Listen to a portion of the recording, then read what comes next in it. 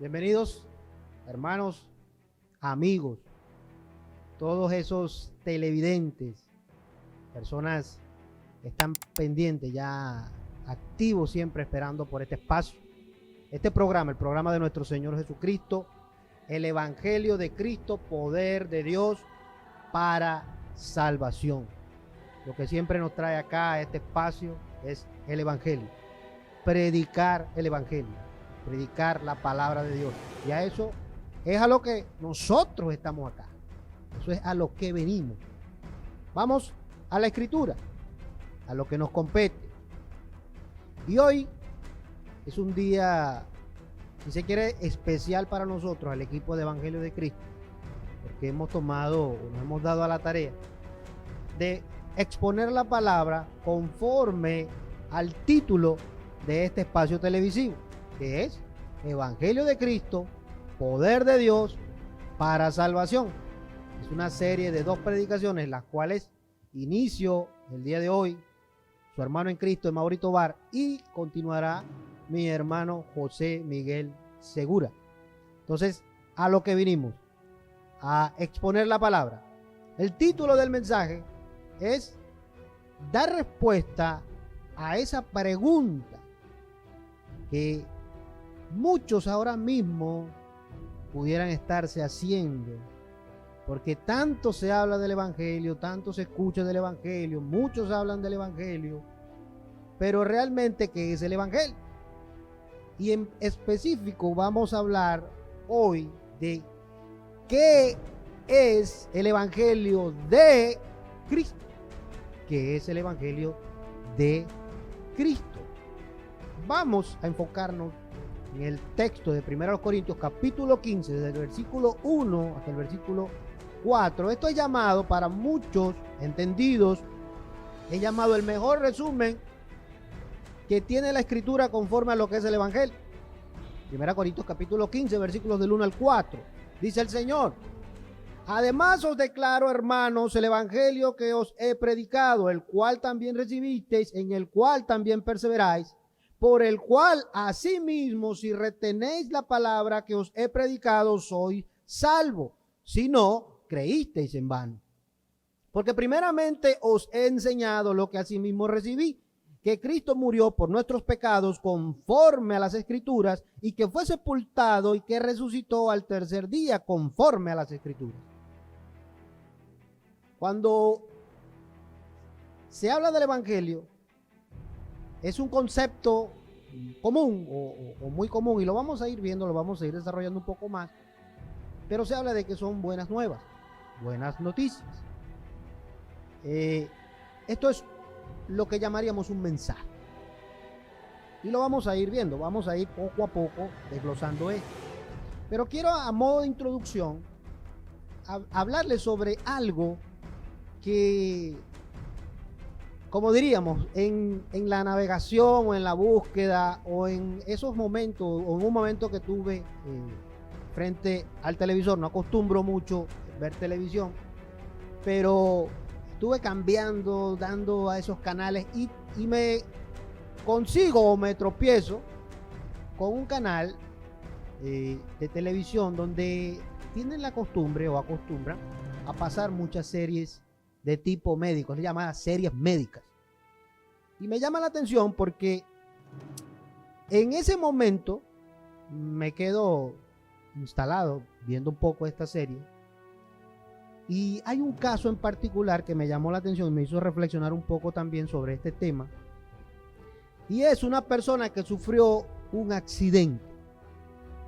En esa escena de esa serie llega un accidente, una urgencia, y salen los médicos a atender a esta persona. La persona tuvo un accidente bastante feo, bastante trágico, y esta persona la llevan al hospital, la incorporan, la llevan al área de cuidados intensivos, le ponen respiración artificial, ya es recluida y está en un estado bastante grave. Los familiares se acercan, van y hablan con el médico a ver cuál es la situación, cómo está avanzando, y Los médicos van, o el médico en particular, el que está encargado del caso, y habla en específico con los familiares y los amigos que están ahí. Y el médico le participa que el estado de su familiar, el estado de esa persona es muy grave. Grave, tan grave a nivel de daño cerebral o muerte cerebral. Una noticia pésima, una noticia muy, muy mala. Algo que en ese momento estaba impactando la vida de toda esa familia. Algo que en ese momento estaba trastocando todo lo que ellos tenían como un hilo de vida, su vida cotidiana. Esto estaba rompiendo con todo eso. Una noticia bastante dolorosa. Ahora, una de las cosas que sucede en este mismo episodio es que la persona en cuestión que había tenido el accidente tenía una afiliación a una de esas sociedades de donaciones de órganos. Resulta que esta sociedad se aboca, se enteran del accidente, van en el estado, hablan con el médico, participan que esta persona es donante, que podían ellos ahí, como diríamos, usar para salvar a otras personas. Y en este caso había una persona que tenía ya, que estaba en ese mismo hospital, estaba esperando una donación de un corazón. Resulta que candidato perfecto para este corazón era esa persona que había llegado en estado de gravedad, que tenía muerte cerebral, y la cual ya sus familiares estaban ahí con él. Ahora, el médico en cuestión también apoyaba la causa de la donación de órganos, va y habla con los familiares y les plantea la situación. Les dice, su familiar, en este caso era hijo de una de las personas, su estado es grave, su estado ya vamos a probar, vamos a quitarle la respiración artificial y esperamos que sea una muerte rápida. Pero el doctor les dice, su hijo era donante, es un candidato firme para una donación de un corazón. Su corazón, el estado del corazón de su hijo está muy bien. Y ahora vengo a plantearles, le dice el doctor, para que ustedes autoricen ya de manera definitiva la donación de ese corazón. Los familiares dudaron un poco, hubo toda esa situación de controversia, pero al final de todo la familia accede para salvar otra vida. Ahora el mismo médico le toca ir a hablar con los familiares de la otra persona que estaba en una cama, que tenía problemas a nivel del corazón, daños de una enfermedad en la parte del corazón, y que necesitaba una donación de ese corazón. Y él va y le da la noticia, les da ese mensaje y les dice, hay un corazón ya para esa persona. Dentro de toda esta situación, esa noticia para esta familia en específico fue una noticia excelente, maravillosa, grandiosa, algo que ellos esperaban con ansias. El punto es cómo un evento donde hay muerte puede dar vida, y cómo lo que es una mala noticia se convierte en la mejor noticia para algunos. Ahora, aquí vemos una noticia que iba a cambiar vidas, que iba a tener un impacto y iba a ser impactante tanto en la vida de los que terminaron de autorizar la donación como los que recibieron el corazón. Esto realmente cambiaba el curso de los eventos de sus vidas. Esto iba a afectar en gran manera. Ahora, en los tiempos bíblicos, la palabra evangelio, o se usaba el término evangelio, a cualquier noticia que pudiera impactar el orden de algunos eventos. Ahora, esto es en el tiempo de los griegos, esto es en el tiempo de los romanos. Era era esto que cambiaba el curso, que trastocaba la historia. Esto era llamado evangelio. Eran noticias que tenían trascendencia, eran noticias que impactaban. Ahora, pero estrictamente en la religión, que es lo que a nosotros ahora mismo nos atañe, ¿no? Es la religión. Este término es adjudicado a eso, a la religión, específicamente al cristianismo. La palabra evangelio. Esta palabra evangelio tiene un significado sencillo: buenas nuevas o buenas noticias. Es una palabra griega, una palabra compuesta. Eu, en el griego, eu significa bueno. Ángelo significa mensaje, noticia. Y es cuando esto se junta, nos da la palabra evangelio, evangelio o evangelio. Hermanos, el apóstol Pablo, cuando se dirige a los creyentes de Corinto, hace esta exposición, pero específicamente en el capítulo 15, el enfoque principal o lo que realmente ocupaba al apóstol Pablo era que había un problema con la enseñanza de la resurrección. Pero él inicia en particular este capítulo 15 del libro Primero a los Corintios, dando un resumen que, lo dije al principio, es considerado uno de los mejores resúmenes, si no el mejor resumen de lo que es el evangelio. Dice el Señor, Primero a los Corintios capítulo 15 versículo 1 y 2: además os declaro, hermanos, el evangelio que os he predicado, el cual también recibisteis, en el cual también perseveráis, por el cual asimismo, si retenéis la palabra que os he predicado. Ojo, vemos acá en el versículo 2 que el apóstol Pablo dice: si retenéis la palabra que os he predicado. Voy a incorporar acá la traducción de Nueva Versión Internacional. Dice, explica de esta manera: si os aferráis a la palabra que os prediqué. Continúo con Reina Valera, dice, sois salvos. ¿Qué es lo que vemos acá? Dice, si os aferráis a la palabra que os prediqué, sois salvos.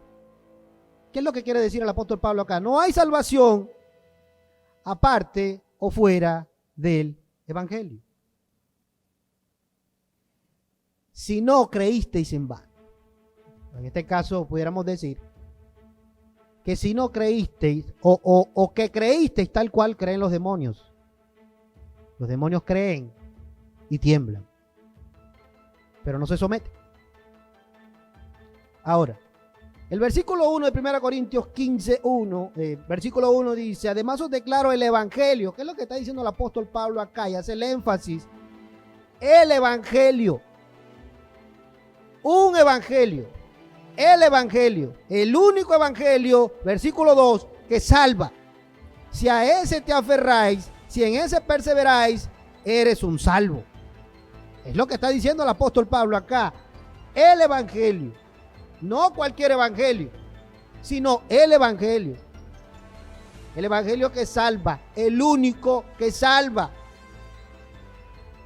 El único que el contenido que tiene es de salvación, para salvación. El evangelio es poder. ¿Poder de qué? De salvación. Eso es una verdad. Romanos capítulo 1 nos lo deja ver. Ahora, cuando vemos al apóstol Pablo hablando a los corintios, cualquiera puede asumir que el apóstol Pablo les está enseñando el evangelio porque ellos no lo sabían. Pero resulta que ya ellos lo sabían. Es un recordatorio que el apóstol Pablo les está haciendo a ellos. Porque dice: además os declaro, hermanos, el evangelio el cual que os he predicado, el cual también recibiste. Ya ellos lo habían recibido, ya lo habían escuchado del apóstol Pablo. Ya eso era una realidad. Ya ellos conocían el evangelio. Ahora, ¿por qué el apóstol Pablo hace esta apertura al hablar de la resurrección?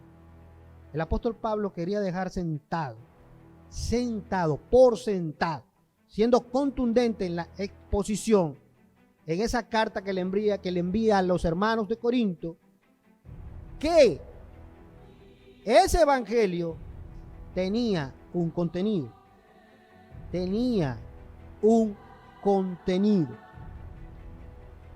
Ahora, una de las cosas que me llamó mucho la atención cuando estudiaba este pasaje, es que el apóstol Pablo les está llevando o hablando del evangelio a cristianos. Les está llevando el evangelio a cristianos.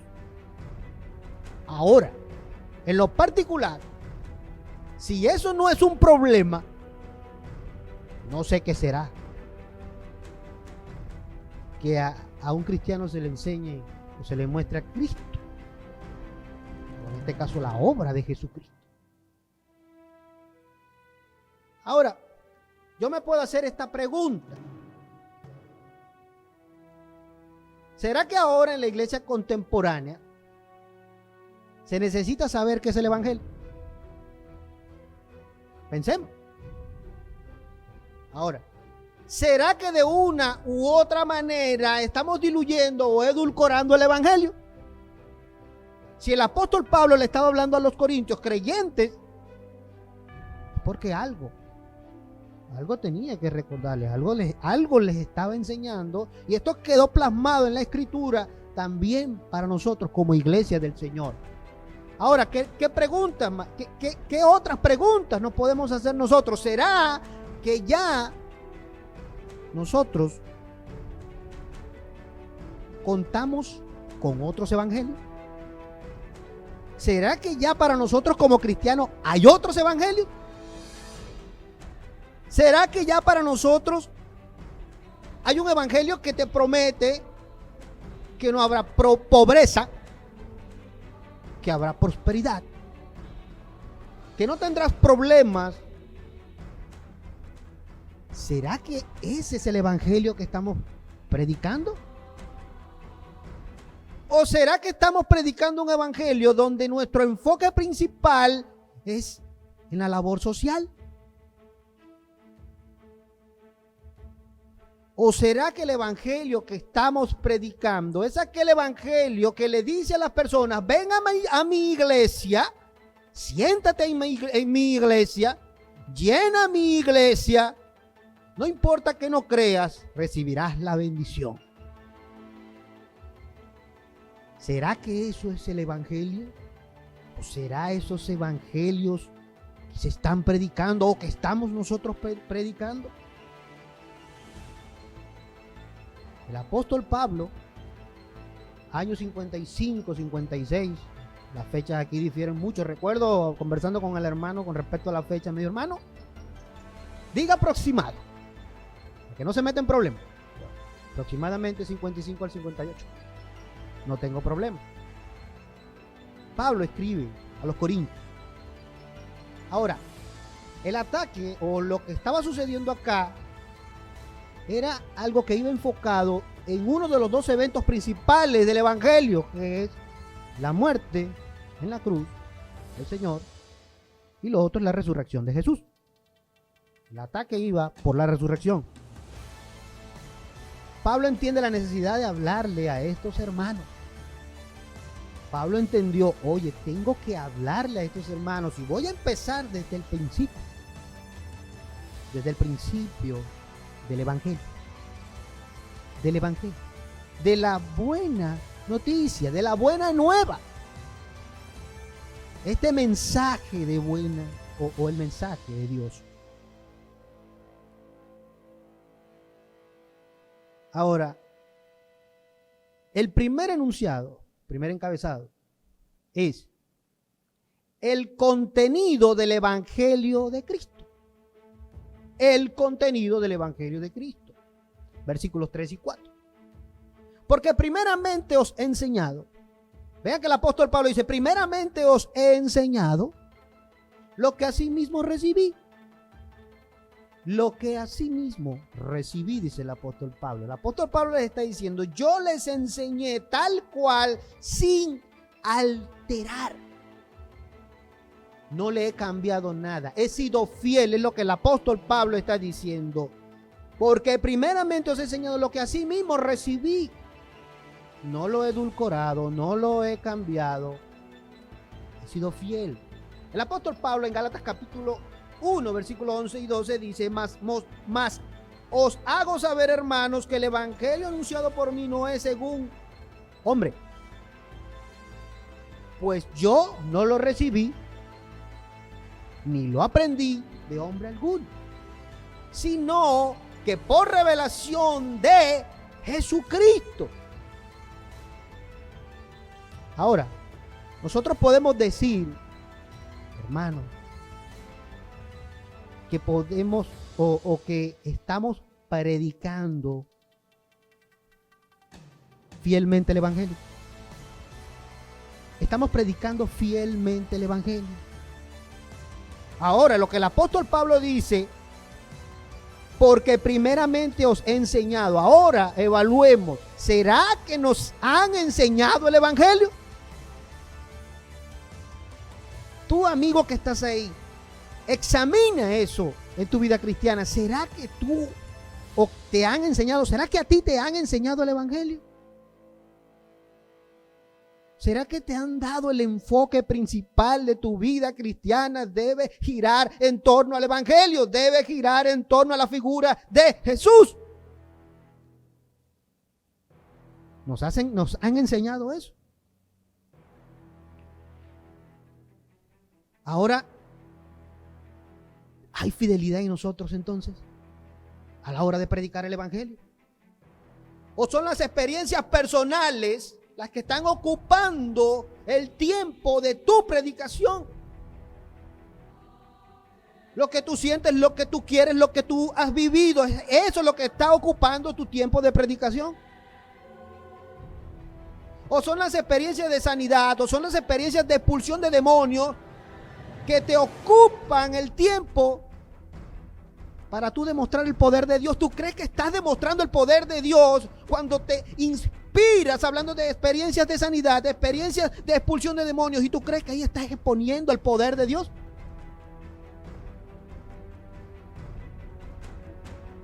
Yendo en contra aún mismo de lo que el mismo Dios dice. Porque el mismo Señor dice que el evangelio es el poder. ¿De quién? El poder de Dios para salvación. Lo primordial es la salvación. Cuando nosotros vamos a la Escritura y vemos todo lo que se habló de ese Mesías prometido, ¿para qué? ¿Qué se esperaba de este Mesías? Era la salvación. La salvación. 1 Corintios 15, versículo 3. Porque primeramente os he enseñado lo que asimismo recibí, que Cristo, que dice Cristo. Ojo, que el apóstol Pablo aquí no dice Jesús, dice el Cristo. Él se está refiriendo al ungido, al Mesías, al Mashiach en hebreo. A ese es que se está refiriendo el apóstol Pablo. Dios había dejado en toda la Escritura profetas que hablaban de que vendría un Mesías que se sentaría en el trono de David. Y este establecería un reino sin paralelos, un reino único. Muchas profecías hablaron del nacimiento de ese Mesías, el nacimiento de ese Cristo. Daniel capítulo 9, versículo 25 habló en específico de la fecha. Vemos a Miqueas capítulo 5, versículo 2 hablando del lugar de nacimiento. Vemos a Isaías capítulo 7, versículo 14 hablando de que sería un nacimiento virginal. Y hay un pasaje que me encanta. me encanta este pasaje, y es Isaías capítulo 9, versículo 6, que dice y nos habla del propósito eterno de ese Cristo, de ese Salvador, de ese, en ese momento, ese niño que nacería. Porque un niño nos es nacido, hijo nos es dado, y el principado sobre su hombro, y se llamará su nombre admirable, Dios fuerte, consejero, Dios fuerte, Padre eterno, príncipe de paz. Príncipe de paz. 1 Corintios 15, ahí estamos, versículo 3. Porque primeramente os he enseñado lo que asimismo recibí, que es Cristo. Ok, Cristo, el Mesías, el Salvador, ese que fue anunciado, ese que dice el libro de los Hebreos, Dios hablando por los profetas y por los padres, ahora nos habla por medio de su Hijo. Ahora Dios nos habla por medio de ese Salvador, Jesús, el Mesías, Jesús, el Cristo. Dice el Señor, porque primeramente os he enseñado lo que asimismo recibí, que Cristo murió, que el Mesías murió por nuestros pecados. El Mesías. Ahora, la declaración de Pablo, cuando hace el énfasis de que el Mesías murió, también podemos ver los ataques que había en ese momento de aquel grupo llamado los docetistas, los docetas, que ellos sostenían que Jesús no era real como ser humano, que solamente parecía serlo. Y esto lo vamos a ir viendo más adelante también, cuando vemos también el ataque que hubo con aquellos dualistas y también el grupo de los saduceos, hablando específicamente con algunas de estas cosas que el apóstol Pablo está dejando acá. Pareciera, y es algo maravilloso de la Escritura, cuando el Espíritu Santo inspiró a estos hombres, no hay nada de desperdicio en todo lo que ellos dejaron por sentado. Cada una de estas cosas tiene un significado. Iba directo a hacer algo. Esto nosotros tenemos que tenerlo muy claro. Entender que la palabra es viva, la palabra es eficaz. Más cortante que una espada de dos filos. También sabemos que enseña, que redarguye, que tiene todas estas cosas. Y nosotros tenemos que tener fe, creer que esto es así. Al declarar, como les decía hace un momento, que murió, está atacando en específico algunas de estas enseñanzas torcidas con respecto a la figura de Jesucristo. Pero también debemos seguir mirándonos en el espejo de que Pablo les estaba hablando a creyentes como nosotros, a cristianos como nosotros. Pablo les estaba diciendo algo que ellos tuvieron que haber creído, sentido, vivido y predicado. Tenían que tenerlo ya, listo, claro, clarísimo. Porque si tú no crees en Jesús, si no crees en Jesucristo, si no crees en el Cristo, si no crees en su obra, tú no eres cristiano. No hay un cristiano sin Cristo. Eso es imposible. Ahora, vemos que la Escritura dice que Cristo murió por nuestros pecados. Cristo murió por nuestros pecados. Cristo murió por o en lugar de. Cristo fue nuestro sustituto. Segunda a los Corintios, capítulo 5, versículo 21, dice: al que no conoció pecado, por nosotros lo hizo pecado, para que nosotros fuésemos hechos justicia de Dios en él. Al que no conoció pecado, al que no conoció pecado, Cristo murió por nuestros pecados. Ahora, el que no conoció pecado es el mismo Jesús, el mismo Cristo. No conoció pecado, por nosotros su Padre lo hizo pecado para que nosotros fuésemos hechos justicia de Dios en él. Cristo murió para aplacar la ira de Dios. Juan capítulo 3 versículo 36. El que cree en el Hijo tiene vida eterna, pero el que rehúsa creer en el Hijo no verá la vida, sino que la ira de Dios está sobre él. Lo dice la palabra de Dios. Romanos capítulo 3, versículos 25 y 26. A quien Dios puso como propiciación por medio de la fe en su sangre para manifestar su justicia a causa de haber pasado por alto en su paciencia los pecados pasados, con la mira de manifestar en este tiempo su justicia a fin de que Él sea el justo y el que justifica al que es de la fe en Jesús. Cristo murió por nuestros pecados.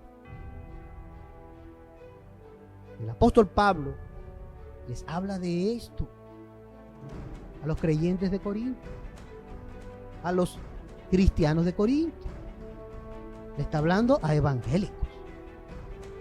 A evangélicos. 1 Corintios 15:3, sigo ahí. Porque primeramente os he enseñado lo que asimismo recibí, que Cristo murió por nuestros pecados, conforme a las Escrituras. Conforme a las Escrituras. Es decir, que en Él se cumple lo que en el Antiguo Testamento o Antiguo Pacto, como lo llamen algunos de los que están observando, se había hablado ya sobre esta obra. Se había hablado ya sobre esto. Y en específico los estudiosos dicen que el apóstol Pablo estaba apuntando a aquello que vemos en Isaías 53, y es al siervo sufriente de Dios. Recordar un poco sobre esto, en Isaías 53:5 dice: mas el herido fue por nuestras rebeliones, molido por nuestros pecados, el castigo de nuestra paz fue sobre él, y por su llaga fuimos nosotros curados. Isaías 53:6 dice: todos nosotros nos descarriamos como ovejas, cada cual se apartó de su camino, mas Jehová cargó en él el pecado de todos nosotros. Cristo murió por nuestros pecados. Isaías estaba hablando aquí de ese Mesías, de ese Salvador, de ese Cristo. Hay un problema con los judíos cuando tienen que hablar sobre Isaías. Algunos obvian esto. Algunos no hablan de esto, algunos niegan esto. Inclusive algunos dicen que esto no lo escribió Isaías. Nos encontramos con cada una de estas cosas. Todo para negar que ya el Mesías vino, murió y resucitó, tal cual lo deja por escrito Isaías, el profeta. Si no es el profeta más grande que puede registrar la historia, esto en el pueblo de Israel. Isaías 53, 8 y 9 dice: por cárcel y por juicio fue quitado, y su generación quién la contará, porque fue cortado de la tierra de los vivientes, y por la rebelión de mi pueblo fue herido, y se dispuso con los impíos su sepultura, mas con los ricos fue en su muerte, aunque nunca hizo maldad, ni hubo engaño en su boca. Hermanos, cuando escuchamos esto, para nosotros como creyentes, esto debe ser elevado a la categoría de importante, de supremamente importante saber y entender esto, digerirlo, sentirlo, vivirlo. Esto es trascendente, esto es glorioso. Cuando algunas veces he visto predicaciones sobre el Evangelio y logro después meditarlo, conversarlo muchas veces con mi esposa, a veces termina uno con un nudo en la garganta y haciéndose muchas preguntas cuando nos evaluamos, o cuando en este caso yo me evalúo y no veo nada que Dios hubiera podido dar por mí, o no veo nada en mí que Dios hubiera podido valorar para Él dar a su Hijo por mí. Y cuando yo veo o tengo ese encuentro con el Evangelio de Jesucristo, eso me lleva a caer de rodillas y decirle: Señor, gracias. Gracias porque yo no tenía nada que darte, nada que presentarte que fuera acepto y agradable. Pero tú decidiste salvarme. Y yo doy gracias. Gracias por salvarme. Vemos que Dios envió como sustituto mío, tuyo, hermano creyente, o hermano, mi hermano en Cristo. Él vino a pagar, a morir y a pagar la demanda de Dios. Dios dice que todo aquel que viole su ley pagará. El alma que pecare, esa morirá, dice el Señor. El pecado. Cristo murió por nuestros pecados, dice 1 Corintios capítulo 15, versículo 3. Él murió por nuestros pecados.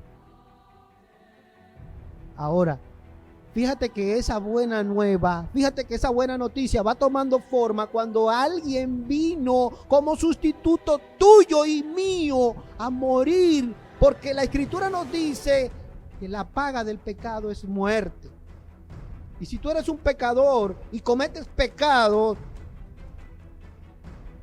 tu final era la muerte, al igual que el mío. Y no estoy hablando de una muerte física, estoy hablando de una muerte espiritual, definitiva, la exclusión de la presencia de Dios. Él sufrió. Hablan de la salvación gratis, que fue una salvación gratis y es gratuita en este momento para nosotros. Pero ¿por qué es gratuita para nosotros? Porque Él ya la pagó. Y vemos a un siervo sufriente, que es el siervo sufriente del cual habla Isaías, que pasó por algunas de estas cosas. Solamente algunos textos. Salmo 22:16 dice: porque perros me han rodeado, me han cercado cuadrilla de malignos. Horadaron significa perforaron. Ahí en específico es perforaron de extremo a extremo mis manos y mis pies. Salmo 129:3: sobre mis espaldas araron los aradores. Recuerden la crucifixión, recuerden el martirio. Hicieron largos surcos. Esto se refiere en específico a lo que Cristo estaba padeciendo y padeció. Salmo 22:1: Dios mío, Dios mío. Esto es archiconocido por nosotros como cristianos. Elí, Elí, lama sabactani. Recordamos eso. ¿Por qué me has desamparado? ¿Por qué estás tan lejos de mi salvación y de las palabras de mi clamor? Eso lo dijo el Señor Jesús. ¿Dónde? En la cruz. Él murió por nuestros pecados. El que no conoció pecado, por nosotros lo hizo su Padre pecado, para que fuésemos hechos justicia de Dios en él. 1 Corintios 15:4. Y que fue sepultado. Ahora el apóstol Pablo nuevamente deja algo sentado acá, y es: este Cristo que murió por tus pecados, por mis pecados, fue sepultado. Pablo reafirma lo de la muerte al decir que hubo una sepultura. Pablo entendió que era necesario afirmar que el Cristo fue sepultado. Y esto no escapa del mismo Isaías capítulo 53 versículo 9. También Isaías lo deja ver en 53:9. Dice: y se dispuso con los impíos su sepultura. Ahí lo dice. Era algo, un aspecto que Pablo estaba dejando claro, que el Cristo había sufrido y por consiguiente fue muerto. Dice Hechos capítulo 13 versículo 29: y habiendo cumplido todas las cosas que de él estaban escritas, quitándolo del madero, lo pusieron en el sepulcro. Mateo capítulo 27 versículo 59 al 60. Y tomando José el cuerpo, este José de Arimatea, lo envolvió en una sábana limpia. ¿El cuerpo de quién? El cuerpo de Cristo. Esto fue un hecho reconocido por los romanos, Mateo capítulo 27, versículos 65 y 66. Y Pilato les dijo, ahí tenéis una guardia, id, aseguradlo como sabéis. ¿Por qué iban a asegurar si, según algunos, no murió? Versículo 66. Entonces ellos fueron, aseguraron que el sepulcro. Aseguraron el sepulcro, sellando la piedra y poniendo la guardia. 1 Corintios, capítulo 15, versículo 4. Y que fue sepultado y que resucitó al tercer día conforme a las Escrituras. Nuevamente, vemos a Pablo refiriéndose a las Escrituras, al Antiguo Testamento. Si buscamos un texto que sea muy explícito, sea muy claro en la parte de la resurrección, realmente tenemos que ir a varios textos para encontrar explicación sobre esto. Voy a ir al Salmo capítulo 16, versículo 8 al 10. A Jehová he puesto siempre delante de mí, porque está a mi diestra, no seré conmovido. Se alegró por tanto mi corazón y se gozó mi alma. Mi carne también reposará confiadamente, porque no dejarás mi alma en el Seol, ni permitirás que tu santo vea corrupción. Jonás capítulo 1, versículo 17. Pero Jehová tenía preparado un gran pez que tragase a Jonás, y estuvo Jonás en el vientre del pez 3 días y 3 noches. Ahora, esto es importante porque este texto en particular es lo que toma el mismo Señor Jesucristo para hablarle a los escribas y fariseos cuando ellos pidieron de él señal. Dice el Señor, esta generación mala y adúltera demanda señal. La señal no le será dada, sino la señal, aquella señal, dice el Señor. Porque como estuvo Jonás en el vientre del gran pez 3 días y 3 noches, así estará el Hijo del Hombre en el corazón de la tierra 3 días y 3 noches. Isaías 53, 10 dice, con todo eso, vean, con todo eso Jehová quiso quebrantarlo, sujetándolo a padecimiento. Cuando haya puesto su vida en expiación por el pecado, verá el linaje. Y miren esto, lo que dice Isaías 53, 10. Vivirá por largos días. Vivirá por largos días. Y la voluntad de Jehová será en su mano prosperada. La doctrina de la resurrección estaba siendo atacada. Ya lo hablamos hace un rato. El apóstol Pablo se toma un capítulo completo para dejar claro a los creyentes lo fundamental de esta doctrina. Lo fundamental de esta doctrina. Pablo no los estaba convenciendo. Pablo les estaba recordando lo que él les dice al principio, 1 Corintios 15, lo que ya les he enseñado. Y hago el mismo énfasis en la aplicación para nosotros. A nosotros se nos ha enseñado, hermano mío, ¿realmente se nos ha enseñado el Evangelio? O nos han llevado por una serie de doctrinas, pero no nos han dado la centralidad de lo que es saber, vivir, reconocer, inclusive sufrir el Evangelio, como lo sufrió el apóstol Pablo. 1 Corintios 15, 17. Hablando de la resurrección. Y si Cristo no resucitó, vuestra fe es vana. Aún estáis en vuestros pecados. Dice el apóstol Pablo, le dice a los creyentes de Corinto. Hay un pasaje en 1 Corintios 15, 12 que dice, pero si se predica de Cristo que resucitó de los muertos, ok. Ahora viene una pregunta. ¿Cómo dicen algunos entre vosotros que no hay resurrección de muertos? Era algo que estaban diciendo ellos.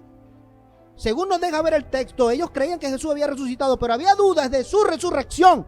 Por eso que el apóstol Pablo hace una explicación.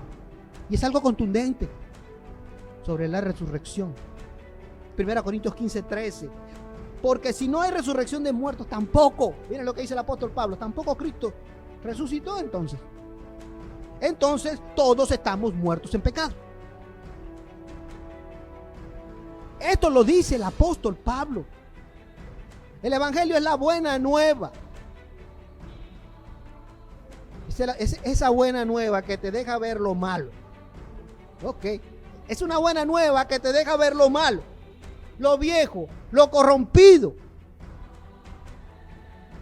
Cristo te deja ver eso en ti. O debe dejarte ver eso en ti. Y te sigues mirando como merecedor de ese que murió en la cruz. Realmente debemos revisarlo. Debemos revisarlo. Eso viejo y corrompido, eso malo, es el pecado. Cristo venció de manera definitiva la pena, la culpa del pecado. Eso que ejercía el pecado sobre ti. Si has creído, si estás en Cristo, solo si estás en Cristo, Cristo murió por tus pecados y pagó por ellos. Pagó por ellos. Cristo con su resurrección declara su victoria sobre la muerte. Escuché un teólogo que dijo: este es el amén de Dios a la obra de Jesucristo en la cruz. El amén de Dios. Es la conquista de Cristo. Esa resurrección es Dios aceptando el sacrificio. Ese sacrificio que fue efectivo, que fue agradable para Dios. Hay una tumba vacía.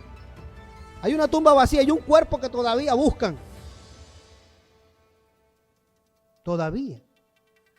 Como segundo enunciado, muy breve explicación de esto, son los efectos del evangelio. Y vuelvo al versículo 1 y versículo 2. Efectos del evangelio de Cristo. Y el efecto es la salvación. La salvación en ella misma. Esa misma salvación produce firmeza. Firmeza. Y esa salvación te permite que tú te mantengas unido. ¿A quién? A la vid. Que te mantengas creyendo, firme, arraigado, aún a pesar de los ataques que puedas vivir o que puedas sentir a tu fe. Algo que puede estar atacando tu fe. A pesar de eso, si te han enseñado el verdadero evangelio, si te has arraigado en ese evangelio, si te has aferrado a ese evangelio, realmente eres salvo. Eres salvo. Ahora, estudiando sobre esto no pude evitar hacer un concepto. Dije, voy a hacer un concepto. Y quiero compartirlo con ustedes, que es el evangelio. Es el mensaje o el anuncio de que el Dios santo y soberano determinó que en un punto de la historia Él actuaría en favor de la humanidad, una humanidad caída y pecadora. Actuaría a través de su Hijo y sería consumado por medio de la redención, la reconciliación, la justificación, libertándonos de la condenación del pecado y de la muerte.